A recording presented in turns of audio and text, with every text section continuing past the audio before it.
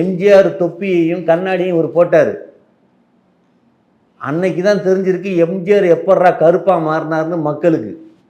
அப்புறமேல் தான் தெரிஞ்சிருக்கு எம்ஜிஆர் செத்துட்டாரு அப்படின்னு. அது வரைக்கும் எம்ஜிஆர் உயிரோடு தான் இருக்கான்னு நம்பிட்டு இருந்திருக்காங்க. இவர் என்னைக்கு தொப்பியும் கண்ணாடியும் மாட்டி ஒரு போட்டோ போட்டாரோ அன்னைக்கு தான் தெரிஞ்சிருக்கு எம்ஜிஆர் செத்ததே. அது வரைக்கும் அந்த மக்கள் தெரியாம இருந்திருக்காங்க. யாரு எடப்பாடி அவர்கள் போட்டதால அன்னைக்கு தான் தெரிய வந்திருக்குன்றீங்க. அன்னைக்கு தான் அந்த ரசிகர், எம்ஜிஆர் ரசிகர்கள்லாம் உங்களுக்கு தெரியாதுங்க. ஆமாம், அவங்கெல்லாம் வெறி கொண்ட ரசிகர்கள்.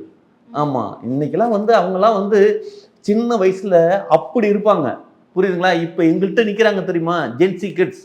அது மாதிரி ஒரு காலத்தில் வந்து எம்ஜிஆருக்கு இருந்தவங்க இப்போ அவங்களுக்கெல்லாம் 80 வயசுக்கு மேலே ஆயிடுச்சு, நடக்க முடியல அவங்களால. எப்படி வந்து ஓட்டு போடுறதுன்னு தெரியாமல் தூக்கிக்கிட்டு வந்து ஓட்டு போடுற கண்டிஷனில் இருக்காங்க. இப்போ அவங்களெல்லாம் ஆள் வச்சு தூக்குறதுக்கு எங்கே போய் எடப்பாடி ஆள் பிடிப்பாரு? அதெல்லாம் அந்த அவருக்கு ஓட்டு போடணும்னா கூட எவன் வருவான்? வர முடியாது அவங்களால. வீட்டிலேருந்து பெட்லேருந்து எந்திரிச்சு நடக்க முடியாத கண்டிஷனில் இருக்காங்க.